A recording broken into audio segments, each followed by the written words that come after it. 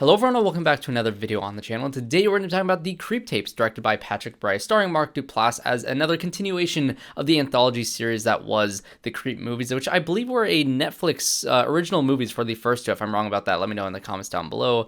But this is a series I really did enjoy, and of course Mark Duplass, I really enjoy mostly everything that he does, especially these Creep movies. So I think these are a staple in the found footage genre, of course, in the horror sphere, and so I was very excited to see that this show was coming out, which quite frankly I didn't realize was a thing until like a month ago. But even though today was just the premiere of the first two episodes of this series, I did still want to come here on the channel for 4 different reasons. The first reason why I want to talk about this here on the channel today was because after over a month-long process, this room where I have my sets has finally been fixed. If you haven't been following me on this channel, there was a flood, a leak inside of this room that kind of destroyed a lot of things on that half of the room, and so therefore I could not do anything in this room whatsoever for over a month. So I finally have my set back, which hopefully means that I'll be more consistent with making videos out for you guys here on the channel. So just yay, I'm very excited that that is now a thing. But the second thing that I also want to talk about is the Creep series in general, because I do really love those first two movies, and I want to kind of run through my thoughts on those first two movies before I get into the spoilers, which is the third thing that I want to talk about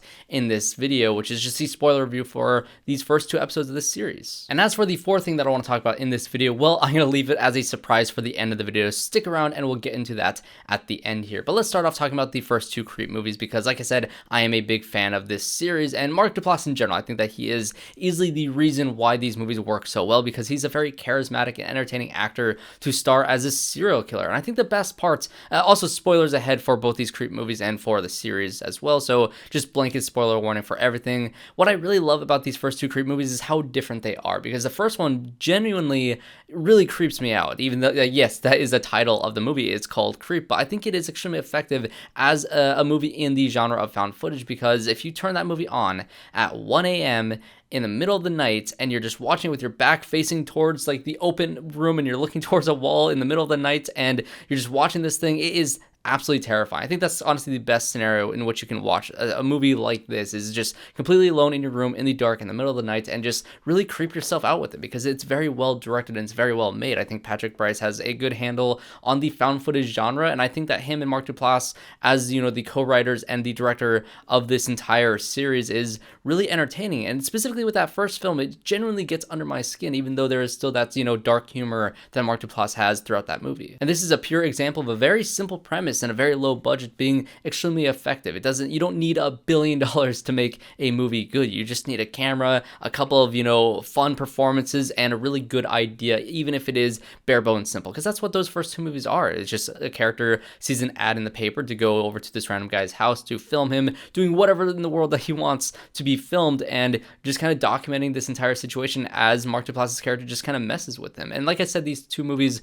are vastly different from one another. The first movie is definitely more grounded, definitely more serious and creepy, and has that, you know, found footage undertone that you expect from a horror found footage movie like this. But the second movie, I think I might like a little bit more. It's not as scary as the first one, but it's so entertaining because it takes that comedy aspect of that first film and just ramps it up. And honestly, I think the premise of the second one is a lot better. It's a lot more interesting and it's a lot more original, because, you know, the ad in the paper that the main character finds, or I think it's on the websites or however she finds the ad to go over to Mark Duplass's place and record him doing whatever, it says that I want you to film a day in the life of me, a serial killer. And he says that up front at the very beginning of this, and you have our main character really not knowing what is going on, versus the first film, it's just a guy in this weird guy's house and he's just really confused about what's going on, and this other character is being very weird. He's saying very off-putting things, and it's kind of like a speak no evil type of situation, where how uncomfortable can you get before you decide to just up and leave, or how can you guilt this person to stay as long as possible, where you're basically playing with their food. And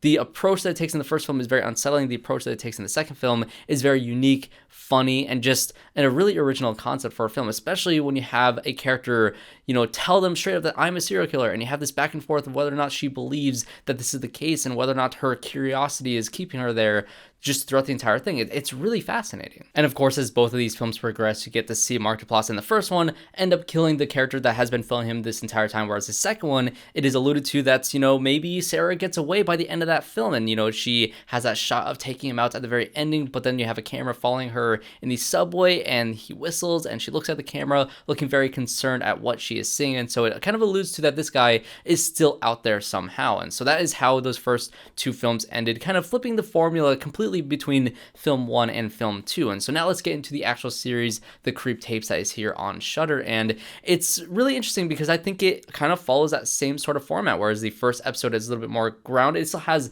at least a lot more comedic than that first movie was, even though that first movie does have some very fun and quirky moments with Mark Duplass as this character. This one kind of felt like a nice balance between the first one's setup and premise and how the story kind of progresses throughout, and the tone of that second one, which is a more playful nature from Mark Duplass's character. A lot of really meta aspects in it as well, because it has the exact same premise where you have a character being hired to go over to Mark Duplass's place in the middle of the night in order to film his audition tapes. And so Mark Duplass, or Peachfuzz as we come to know him in this series, is having a lot of fun playing this actor and kind of, hamming up the whole theater kid aspect of this character that was just really funny and entertaining to watch, and the tongue-in-cheek nature that he has of just teasing this guy throughout the entirety of this episode was just a ton of fun. And I think that's probably my favorite part about this episode, is how meta it ended up getting. There's a great flip-floppy nature with Peachfuzz in this episode where, he starts off playing the bad guy for these self-tapes, and then he's playing the victim for these self-tapes, and he's like, okay, neither of these are working. It doesn't feel authentic enough. We need to get these authentic performances, not out of just himself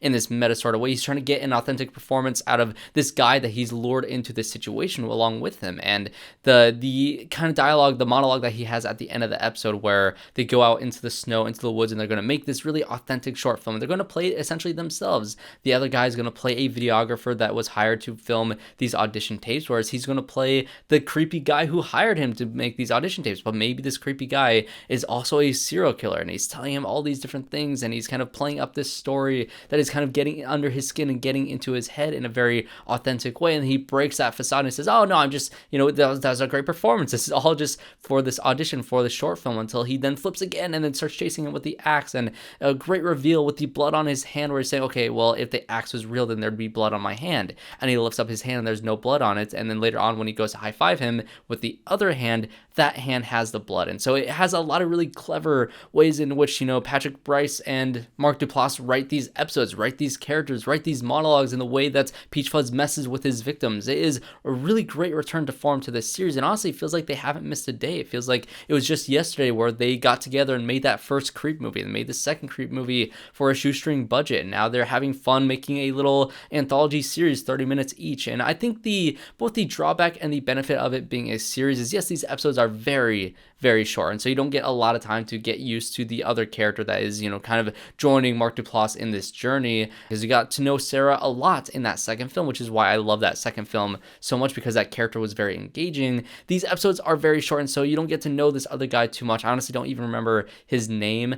I know they said it several times throughout the entire thing, but I just can't remember. He wasn't a memorable character. But at the same time, those other movies, to stretch this concept and this idea to a 90-minute format is very difficult. You have to be really original and really creative to be able to pull that off, because at times, even in those original two movies, it feels like, yeah, you're kind of, stretching this out to be feature film length. And even that second film is only an hour and 20 minutes long. And so to trim it down, trim out all the fat, and just keep a very straightforward and simple premise to explore this character once again, I think it works for the most part. And just like the vast differences between the first movie and the second movie, the second episode is very different from that first episode. Whereas that first episode felt more akin to what we saw in those original two movies, the second episode is completely new and different. It essentially has this guy out bird watching, so he wasn't hired by Mark Duplass's character at all. He has no idea. He was not going here with an intention to see this creepy guy. He just kind of stumbles upon a parachute and this guy who's stuck on the parachute, and that ends up being Mark Duplass's character. And he's saying, oh, I was trying to do this one thing and it went wrong, and I want to sue the company that gave me this parachute, that